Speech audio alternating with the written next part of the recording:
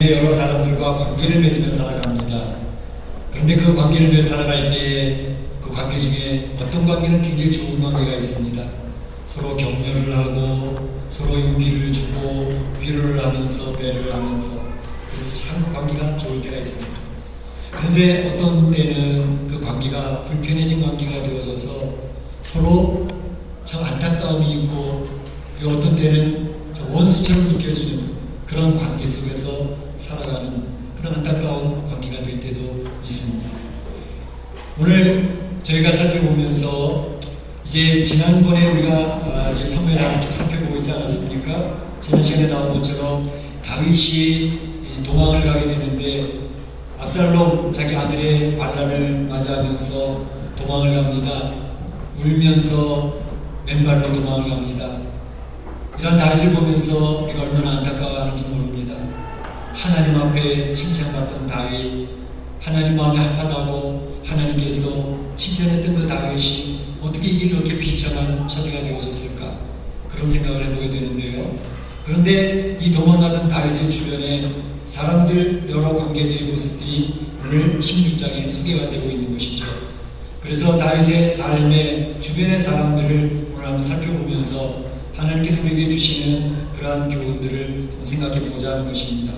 오늘 본문에 우리가 다 살펴보지는 않았지만 여러 명이 나오는데, 첫째는 시바라는 사람이 나오고, 두 번째로는 신이라는 사람이 나오고, 세 번째는 아히도벨이라는 사람이 나오고, 또 한 사람은 후세라는 사람이 나옵니다. 오늘 이 네 사람을 간단히 한번 살펴보면서 하나님께서 이 세상을 살아가는 성도들은 이 관계에 있어서 어떻게 관계 속에서 시험받지 아니하고 또 하나님 앞에 힘을 얻어가며 이 세상을 기쁘고 즐겁게 살아갈 것인가 하는 것을 생각해보고자 하는 것입니다. 먼저 생각할 것은 시바입니다. 시바는 1절에서 4절까지 그의 내용이 나오는데 그 내용을 읽지는 않았습니다. 1절에 보게 되면 이런 내용이 있습니다. 다윗이 도망가는데 무비보셋의 사와 시바가 다윗을 맞은지라, 이렇게 얘기하고 있습니다. 다윗이 신발도 벗고 울면서 도망가고 있는데 시바라는 사람이 다윗 앞에 나옵니다. 그런데 아주 환대를 하는 모습입니다. 오늘 본문에 보게 되면 그 다윗을 대접하기 위해서 낙이 2마리를 준비했고요, 떡을 200덩어리나 준비했습니다. 건포도 100송이, 그리고 여름실과 100개, 그리고 포도주 1무대까지 준비를 해서 다윗뿐만 아니라 다윗과 함께한 사람들에게 먹을 것을 준비하는 그러한 모습이었죠. 그런데 이렇게 다윗을 환대하는 모습 속에 사실은 시바는 다른 속셈을 가지고 있었던 것을 볼 수가 있습니다. 자신이 무엇인가 계략을 가지고 무엇인가 얻기 위한 속셈을 가지고 이렇게 다윗 앞에 나와 있었던 것을 알 수가 있죠. 사무엘하 9장 9절에 보게 되면 다윗이 이 요나단을 생각하면서 왕이 되어졌을 때 그 요나단의 자손들에게 무엇인가 은혜를 베풀어 줄 게 없을까 하다가 그 자손을 찾는 중에 요나단의 아들 절름발이 무비보셋을 찾지 않았습니까?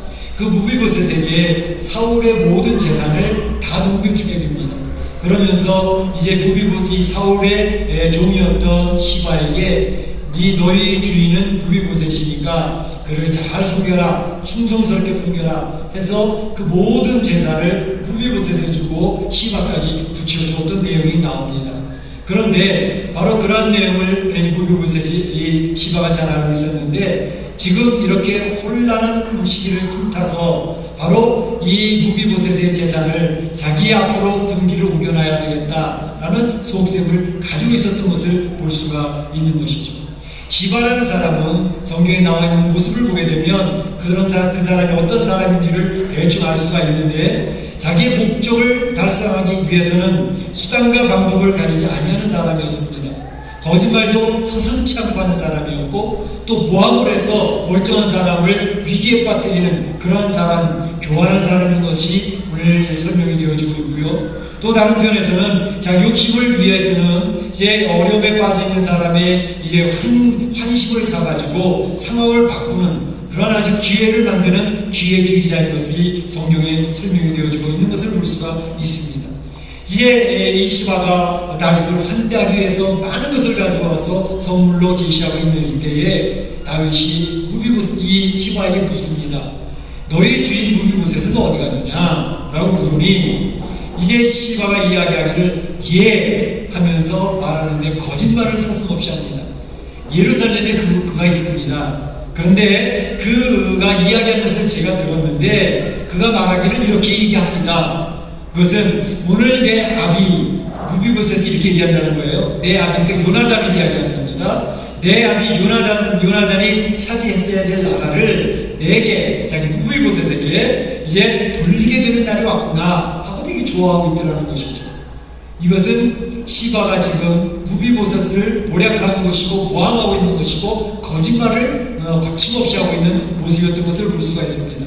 이것이 거짓말이 드러나는 것은 이제 뒤에 보게 되면 사무엘 19장 24절부터 28절에 보게 되면 이제 다윗이 돌아오게 될 때 무비보셋이 그 앞에 나와서 엎드립니다. 엎드리면서 이야기를 합니다. 너 그때 왜 어디 예루살렘에서 뭐하고 있었어? 물어보니 무비보셋이 이야기하기를 왕이시여 나의 종 시바가 나를 속이고 나를 내 주왕 다윗 왕에게 참소하였던 것을 제가 알았습니다. 그러나 결국은 그것은 나의 부족의 소치이니만큼 왕이 원하시는 대로 처벌하시면 되겠습니다 라고 이야기하는 내용이 나옵니다. 그러니까 시바가 자기의 주인 무비보셋을 모함하고 거짓말을 시켜서 이 무비보셋의 모든 재산을 한순간에 다 채워준 그런 일이 있게 된 것이죠. 바로 그 시바의 계략 가운데 무비보셋도 이제 피해를 입었지만 어떤 면에서는 다윗이 그에게 이용당하게 됐던 것을 알 수가 있습니다. 다윗이 지금까지 살펴보는 것처럼 자꾸 그의 분별을 잃어가고 있는데 오늘 사실은 이 시바 앞에서도 제대로 신중하게 일을 처리하지 못하고 분별 없이 처리하는 모습을 볼 수가 있습니다. 시바의 말을 듣고 환대하고 있는 그 상황만을 생각을 하면서 그래? 네가 나를 이렇게 영접을 하다니 도망가고 있는 나, 이 힘없이 인지하는 나를 이렇게 환대하다니 굉장히 감동을 받았는지 모르겠습니다.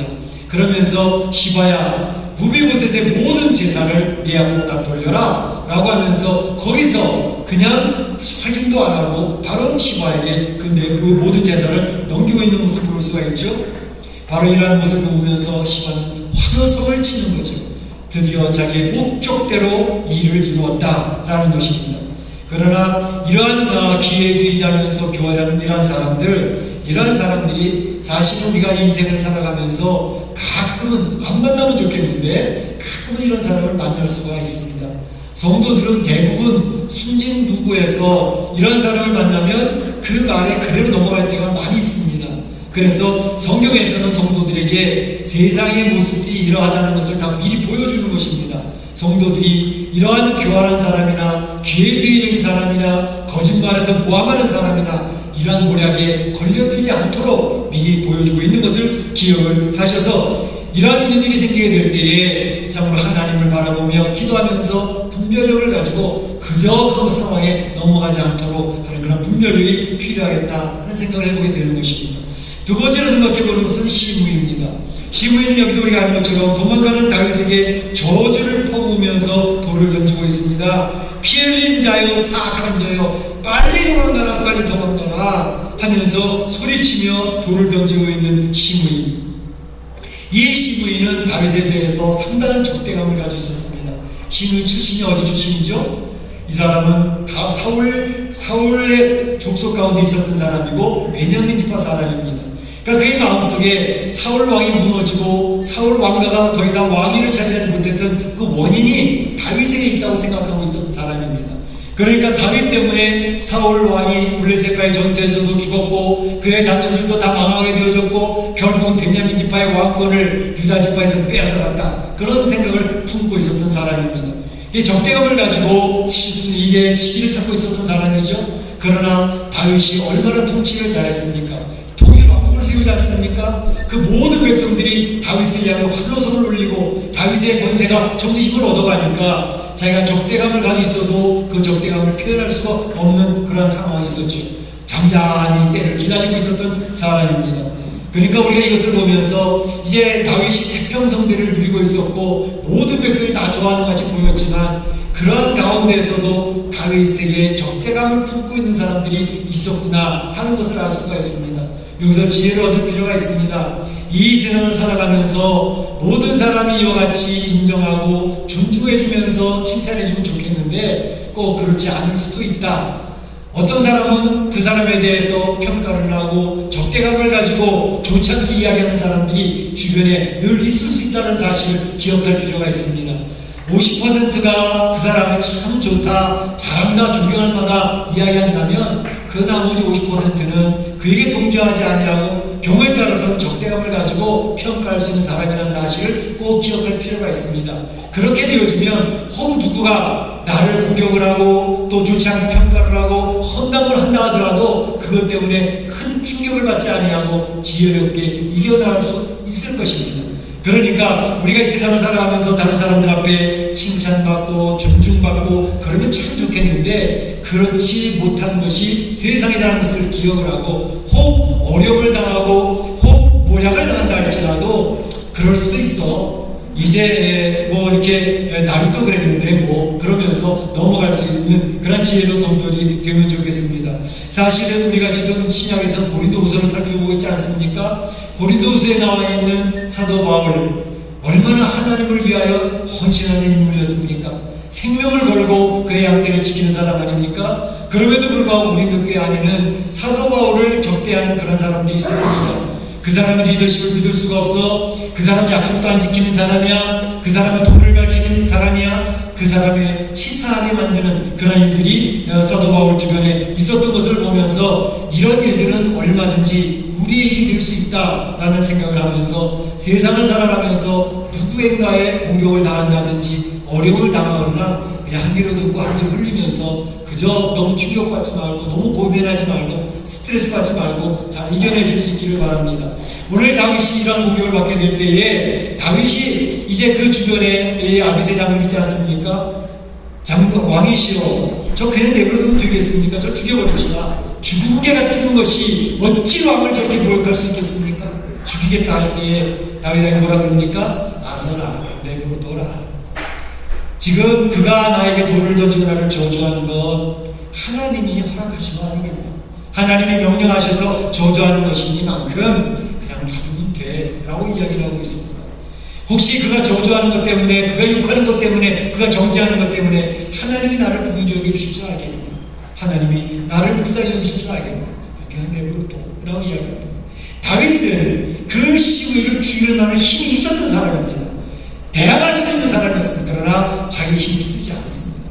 그리고 고난당하는 것을 그냥 받아들이면서 그냥 하나님께서 허락하신 환경이니만큼 그냥 고난받아 짓밟으면 짓밟힘을 당하면서 그냥 갈래. 그러고 가는 것입니다. 그런데 바로 이와 같이 했던 분이 누구냐? 예수님이 그렇게 하셨습니다.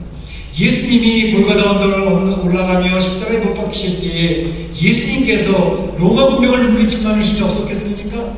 대제사장의 군사들을 물리칠 힘이 없었겠습니까? 예수님이 이해하시는 것처럼 하나님 예수님은 이제 12명이나 더 되는 군사를 보내어서 다 물리칠 수 있는 힘이 있었고 그렇게 하실 수 있는 상황이었습니다. 그러나 예수님은 그 힘을 쓰시지 않습니다. 그저 하나님이 원하시는 대로 이제 로마 군병의 따귀를 맞으면서 채찍을 맞으면서 십자가에서 옷벗김을 벗고 발가벗어진 채로 수치를 당하면서 그 길을 가겠다고 가시는 분이었습니다. 예수님은 힘이 있는 분이었지만 그 힘을 쓰시지 않고 그저 하나님이 허락하신 그 환경 속에서 묵묵히 그 길을 억울함을 기억을 하고 무시당하고 자존심 상하는 것을 그대로 만나면서 그냥 가고 있는 것입니다. 이것이 바로 하나님이 성도들에게 주시는 지혜입니다. 성도들아, 이 세상을 살면서 무시당할 수 있어. 모함당할 수 있어. 그렇다고 변명할 필요도 없어. 하나님이 허락하신 것을 받으면서 그냥 가면 돼. 그러면 하나님께서 구할 수 있는 길을 주신다 이렇게 얘기를 합니다. 이 세상은요 죄악으로 죄성으로 뭉쳐진 사람들이 모여 사는 곳이고 죄성이 기본이 된 사람들의 사회 구조를 이루어가는 곳이기 때문에 사회 구조가 우리가 생각하는 파라다이스가 이루어지지 않습니다. 그래서 이 사회 여러분들 보세요. 정치하는 정치 세계에서나 경제하는 경제 속에서나 또 사회의 주도자 그런 모든 곳에서 보게 될 때에 그들이 힘이 있을 때는 덤벼들지 못합니다. 그러나 힘이 빠지면 그들을 얼마나 달려들어서 갈기갈기 찢는지 알 수가 없습니다. 여러분 옛날에 혹시 만화 영화 중에서 라이온 킹이라는 영화 보셨죠? 예, 보신 분들 많이 계실 거예요. 그 영화에서 주는 교훈이 뭡니까? 사자가 동물의 제왕 아닙니까? 라이온 킹입니다. 그래서 모든 동물의 세계를 주장하고 있는데 그가 힘이 있을 때는 꼼짝도 못하는 하이에나들, 이 라이온 킹이 늙어서 힘이 빠졌습니다. 더 이상 지루하려는 힘을 잃어가고 있습니다. 하이에나가 여기저기서 달려들어서 그를 물어 찢어 뜯으려고 하는 그런 모습이 나타나는 그런 약육강식의 세계가 동물의 세계 아닙니까? 그런 모습은 우리가 살고 있는 인생의 세계도 동일하게 나타납니다. 그래서 힘이 있을 때는 값을 버릴 수 있지만 힘이 없으면 달려들어서 갈기갈기 찢는 그런 것이 우리가 살고 있는 이 세상입니다. 그것을 성경에서는 그대로 적나라하게 보여주고 있는 것이죠. 그렇기 때문에 성도들이 세상을 살면서 그런 지혜를 가질 필요가 있습니다. 이 세상을 살면서 억울하게 당할 수도 있구나. 그럴 때에는 그저 하나님 바라보고 좌절하지 말고 낙심하지 말고 하나님이 시간이 가면 풀어주시고 진실은 드러나겠지. 그러고 가는 겁니다. 예수님이 골고다 언덕을 향해서 그냥 두벅두벅 걸어가셨던 것처럼 고난을 피하실 필요 없어요. 그냥 가면 됩니다. 욕먹으면서 가면 됩니다. 자존심 상해도 그냥 가면 됩니다. 그걸 누가 하실까요? 하나님이 하십니다. 주님이 알고 계시는 것입니다. 그래서 때가 되면 하나님의 방법으로 풀어주시는 것입니다. 성도들은 그것을 믿고 살아가는 사람들입니다. 그렇기 때문에 성도들은 힘이 있습니다. 그렇기 때문에 성도들은 어려운 상황 속에서도 인내하는 걸 이기는 놀라운 지혜가 있습니다. 우리 사랑 성도들이 그렇게 되시기를 주의 이름으로 축복합니다. 축복합니다. 아히도벨의 이야기입니다. 아히도벨이 어떤 사람입니까? 지략이 뛰어난 사람이었습니다.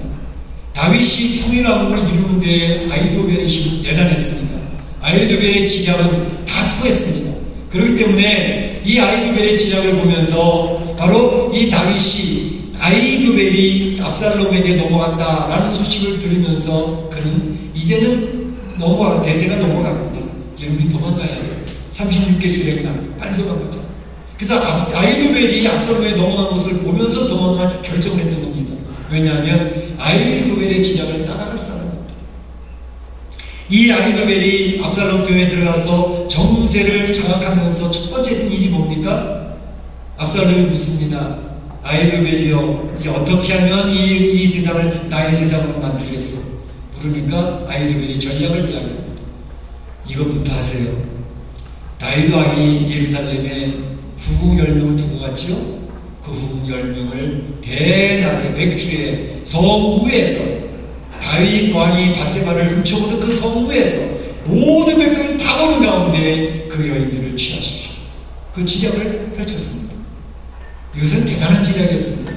왜냐하면 그 고대 왕실에서는 전 왕의 여인들을 취한다는 것은 전 왕의 통치권이 내게로 넘어간다는 것을 선포하는 선포식입니다.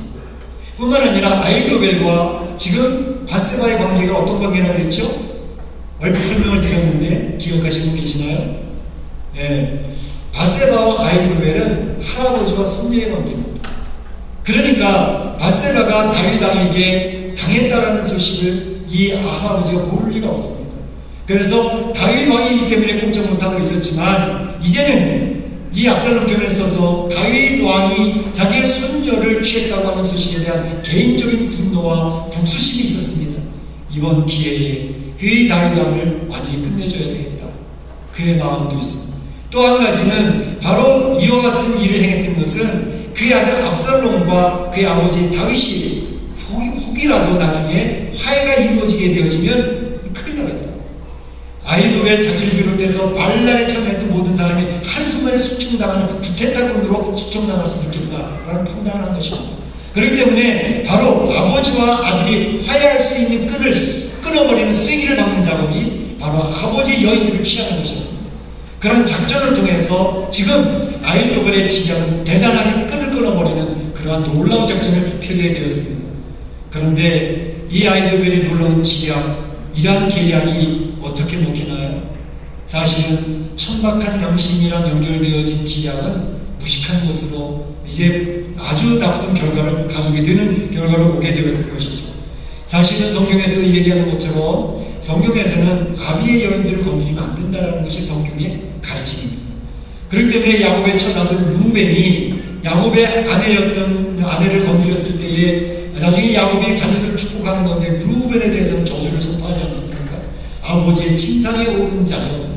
그래서 루벤은 축복에서 제외가 되죠.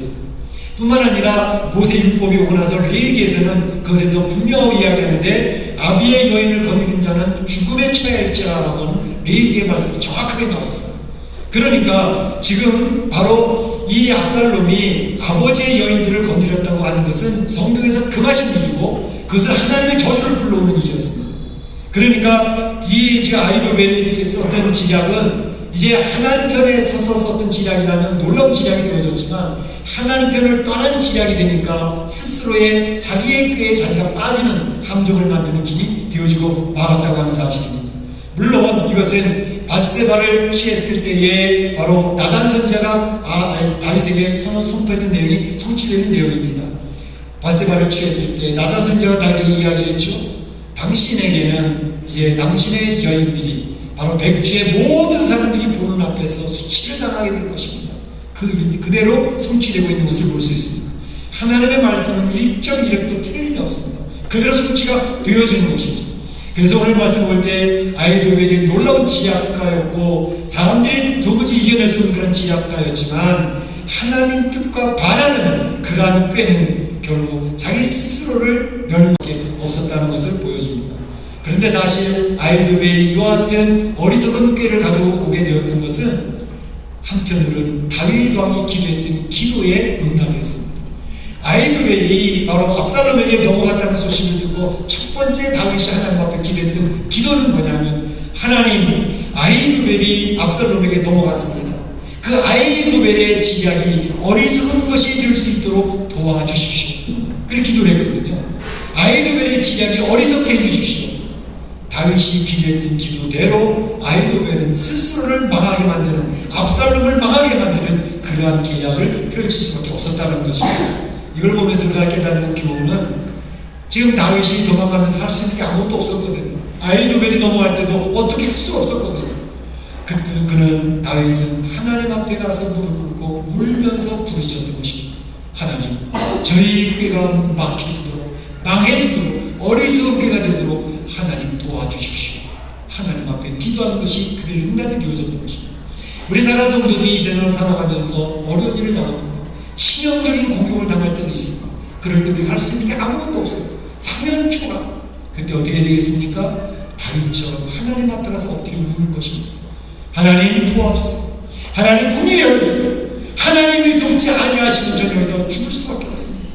하나님 도와주시고 회복될 줄로 믿습니다. 저를 불쌍히 여겨주세요. 그 기도를 하시면 하나님 긍휼히 여기시는 하나님 그 기도를 들으시고 응답하시더라는 것입니다. 그것이 성경의 역사인 것입니다. 우리 사람 성도들이 이 사악한 세상을 이겨낼 수 있는 비결은 딱 한 가지입니다. 우리의 기도를 들으시는 하나님 앞에서 엎드려 나의 사정을 고백하는 것입니다. 나의 사정을 아뢰면 그것을 들으시는 하나님이 우리는 생각지도 못한 놀라운 지혜로 우리의 상황들을 바꿔 놓으시더라는 것입니다. 그것이 성경이 우리에게 주시는 지혜인 것입니다. 후세라는 사람은 어떻습니까?